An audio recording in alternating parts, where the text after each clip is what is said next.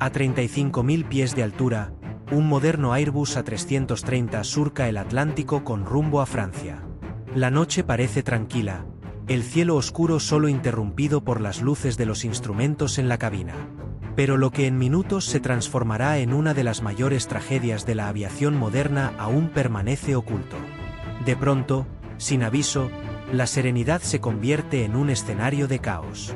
El avión comienza a perder altura de manera abrupta, arrastrando consigo las vidas de 228 personas que jamás imaginaron que ese sería su último viaje.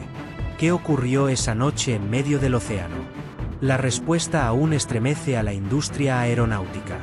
La historia se sitúa el 1 de junio de 2009, en el Aeropuerto Internacional de Galeão, en Río de Janeiro.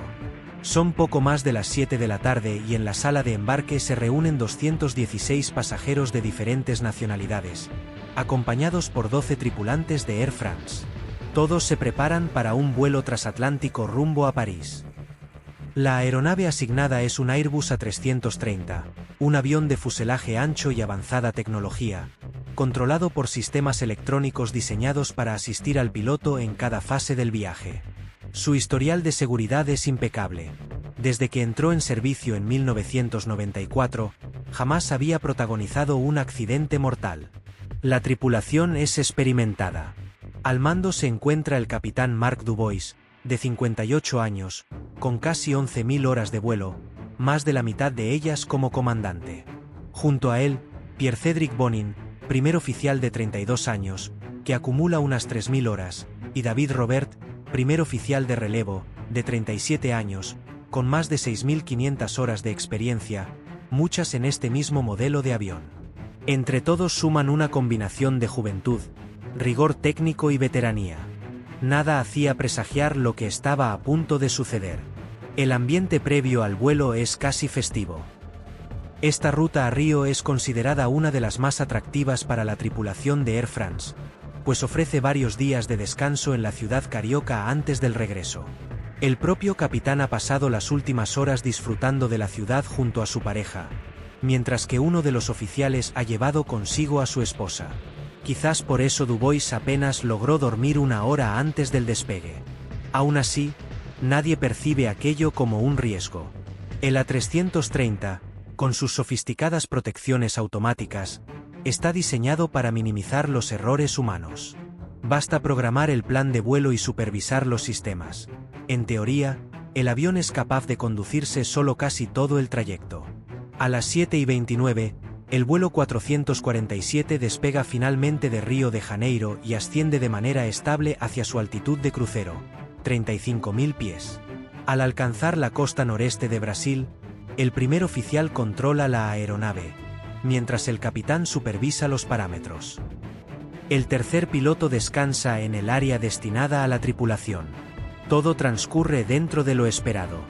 Horas más tarde, ya en el Atlántico y fuera del alcance de la cobertura radar terrestre, los controladores brasileños mantienen contacto por radio. La última comunicación registrada se produce alrededor de las 10:30. Desde entonces, el vuelo queda aislado en el silencio del océano. Los pilotos saben que se aproximan a una zona particularmente delicada, la llamada zona de convergencia intertropical. Este corredor de tormentas, cargado de intensos cúmulos y actividad eléctrica, es bien conocido por los aviadores. Generalmente, los capitanes deciden ascender o desviarse para esquivar lo peor. Sin embargo, aquella noche no habrá margen de maniobra. El radar meteorológico muestra líneas de tormentas que bloquean la ruta. El primer oficial sugiere ascender a 37.000 pies, pero el controlador había instruido mantener la altitud actual. Dubois no considera que la situación amerite un cambio. Percibe el frente como una turbulencia más de tantas que ya ha atravesado en vuelos similares. Y aunque la tripulación sabe que más arriba podrían encontrar condiciones más estables, el capitán juzga suficiente permanecer donde están. Instantes después, decide ceder el mando a Robert, el piloto de relevo, para poder descansar. Antes de retirarse, le explica lo que tienen por delante: tormentas en ruta, imposibilidad de subir de altitud y fallos en la comunicación con Dakar, el centro de control más cercano. Robert se acomoda en su asiento, mientras Bonin permanece a los mandos. La atmósfera dentro de la cabina se vuelve silenciosa, interrumpida solo por los pitidos de los instrumentos, poco después, por un tenue olor a ozono, típico de las tormentas cargadas de electricidad. Una señal inquietante que a Bonin comienza a incomodarle. Lo que no saben es que, mientras atraviesan esas nubes, se enfrentan a un enemigo invisible. Miles de microscópicos cristales de hielo se están acumulando en los tubos pitot, unos sensores fundamentales que miden la velocidad del aire. El sistema eléctrico de calentamiento no puede evitar que queden bloqueados. Y cuando esos sensores fallan, toda la arquitectura de automatismos que sostiene al Airbus se tambalea. De pronto, un sonido seco y alarmante interrumpe la quietud. El piloto automático se desconecta. El empuje automático también se anula. Todo ocurre en cuestión de segundos. Bonin, sorprendido, toma el control manual del avión. El Airbus A330, acostumbrado a volar con cerebros electrónicos que lo estabilizan, queda de pronto en manos de un piloto que, sin saberlo, está a punto de enfrentarse a la situación más crítica de su vida. El avión comienza a inclinarse, primero hacia la derecha, luego hacia la izquierda. Bonin intenta corregir, pero sus movimientos resultan demasiado bruscos.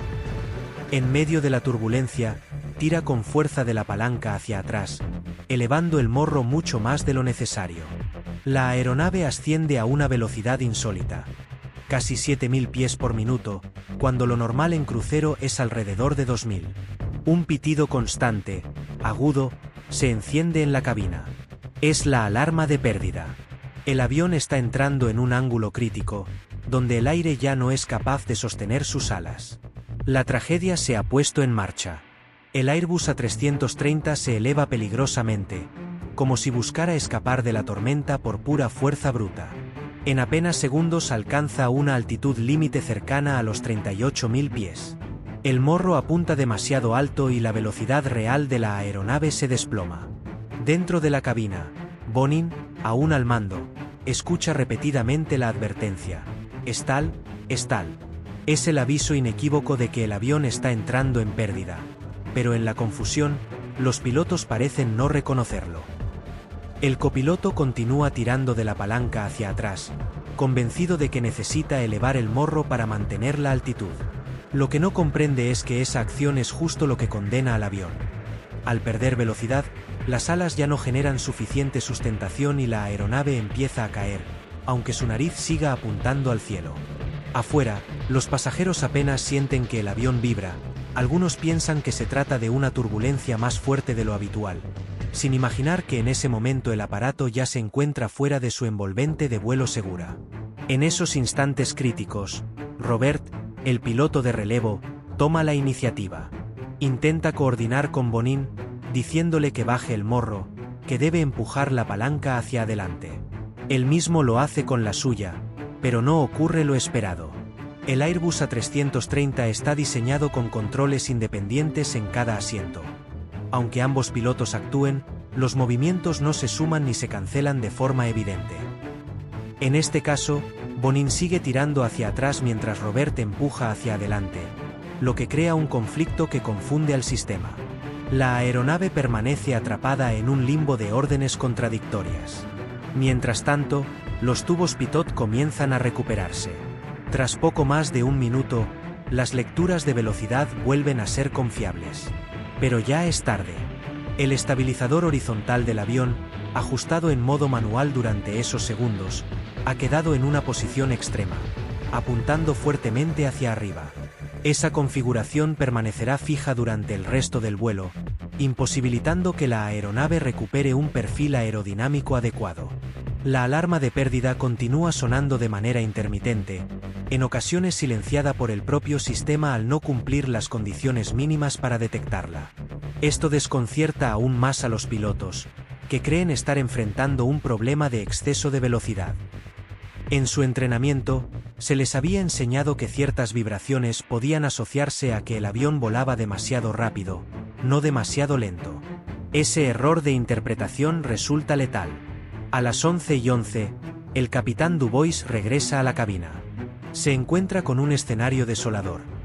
El avión ha caído en picado más de 3000 metros en pocos minutos, con el morro todavía demasiado alto y la potencia de los motores al máximo.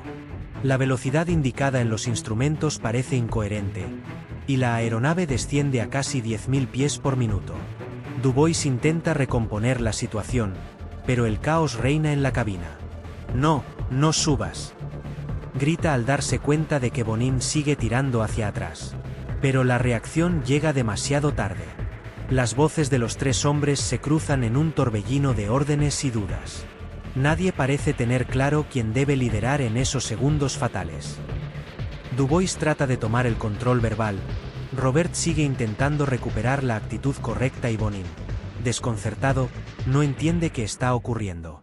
El morro del avión sigue inclinado hacia arriba casi 40 grados, mientras el aparato cae como una piedra hacia el océano. En la cabina de pasajeros, las luces de emergencia comienzan a parpadear. La sensación de ingravidez invade a los ocupantes cuando el avión desciende con tanta violencia que algunos sienten que flotan sobre sus asientos. El rugido de los motores a máxima potencia se mezcla con el ruido del viento al golpear el fuselaje. Nadie sabe aún que están viviendo sus últimos instantes. El descenso continúa. 12.000 pies por minuto. Luego 15.000. Los pilotos, atrapados en la confusión, no logran aplicar el procedimiento más básico en una situación de pérdida: bajar el morro para ganar velocidad. Es un gesto que cualquier piloto novato conoce, pero la presión psicológica, la oscuridad del océano y la sobrecarga de alarmas los paralizan. A las 11:14, apenas 3 minutos después de que comenzara la emergencia, el avión se encuentra ya a menos de 10.000 pies de altura. La superficie del Atlántico se aproxima a una velocidad aterradora. El capitán sabe que ya no hay margen de maniobra. Intenta desesperadamente que la tripulación recupere la compostura, pero el aparato responde cada vez menos. «No puedo controlar el avión, no puedo controlarlo», exclama Bonin, con la voz rota por la angustia. El A330 se precipita hacia el mar en un ángulo imposible de corregir. El impacto es cuestión de segundos. El reloj marca las 11:14 de aquella noche. El vuelo 447, que horas antes había despegado con normalidad de Río de Janeiro, se precipita al océano en completa oscuridad. El Airbus A330 impacta con una violencia indescriptible en las aguas del Atlántico. Ninguno de los 228 ocupantes sobrevive. En tierra, nadie sabe lo que ha ocurrido. El silencio absoluto de la aeronave, sin mensajes de socorro ni comunicaciones, siembra la incertidumbre. Cuando el avión no aparece en el radar europeo a la hora prevista, se encienden las alarmas. Equipos de rescate de Francia y Brasil comienzan una búsqueda a gran escala en medio del océano. A las pocas horas, helicópteros y buques detectan los primeros restos flotando: piezas del fuselaje, maletas, chalecos salvavidas. La confirmación llega pronto: el vuelo 447 se ha perdido en el mar. Las familias de los pasajeros, que aguardaban en París, reciben la noticia con incredulidad y desesperación. Nadie entiende cómo un avión moderno, con un historial de seguridad impecable, pudo desaparecer sin emitir una sola señal de auxilio. El océano se convierte en el guardián de un misterio que tardará años en resolverse. En los meses siguientes, se recuperan algunos cuerpos y restos, pero lo esencial, las cajas negras, continúa en el fondo del mar, a casi 4.000 metros de profundidad. Durante 2 años, el mundo observa con atención cómo la tecnología de exploración submarina intenta localizar los registradores de vuelo. No es hasta 2011 cuando finalmente, tras una operación sin precedentes, se hallan intactos. Lo que revelan sus grabaciones estremece a la comunidad aeronáutica. En los últimos minutos, los pilotos estuvieron atrapados en un laberinto psicológico y técnico.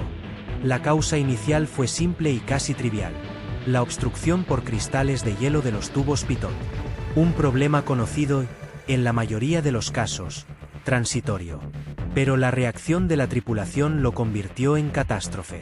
El informe final de la Oficina de Investigación y Análisis francesa detalla que la desconexión del piloto automático y la pérdida temporal de datos fiables de velocidad llevaron a los copilotos a una interpretación errónea. Convencidos de que el avión volaba demasiado rápido, actuaron de manera opuesta a lo necesario. En lugar de bajar el morro para recuperar sustentación, lo elevaron, llevando a la 330 a una pérdida aerodinámica irreversible. Durante casi 4 minutos, el aparato descendió sin control, mientras las alarmas de Stahl resonaban una y otra vez sin ser reconocidas. El documento también subraya la confusión creada por la ergonomía de los controles.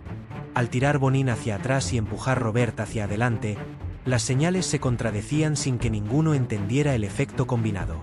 El capitán, que regresó a la cabina demasiado tarde, no tuvo margen para imponer un liderazgo claro. Las conclusiones sacuden a la industria. No se trataba de una falla estructural del avión ni de un atentado. Era un fallo humano agravado por un entrenamiento insuficiente en la gestión de emergencias a gran altitud. Air France y Airbus implementan de inmediato cambios. Sustituyen los tubos pitot por modelos más resistentes al hielo, revisan los procedimientos de vuelo manual a gran altitud y reforman el adiestramiento de los pilotos para que aprendan a reconocer los signos de pérdida incluso en condiciones inusuales. El accidente también reabre un debate esencial. ¿Hasta qué punto la dependencia de la automatización puede volver vulnerables a los pilotos en situaciones extremas? Durante años, el A330 y otros modelos similares habían demostrado ser tan confiables que muchos aviadores apenas enfrentaban emergencias manuales en su carrera. Cuando aquella noche el avión pidió a gritos manos firmes y decisiones claras, la tripulación no supo responder. El impacto del caso va más allá de la técnica. En Brasil, Francia y Alemania, los países con más víctimas, se celebran homenajes multitudinarios. Las familias presionan para que nunca se repita un error así. En la memoria colectiva, el vuelo 447 se convierte en símbolo de la fragilidad de la aviación moderna. Máquinas capaces de desafiar la física, pero dependientes, en última instancia, de la claridad mental de sus tripulantes. Hoy, cada vez que un Airbus cruza el Atlántico, lleva consigo lecciones grabadas con sangre y dolor. El vuelo 447 de Air France nos recuerda que incluso en la era de la tecnología más avanzada, basta una cadena de malinterpretaciones y segundos de confusión para transformar un viaje cotidiano en una tragedia sin retorno. El mar guarda silencio, pero sus profundidades ya han devuelto la verdad.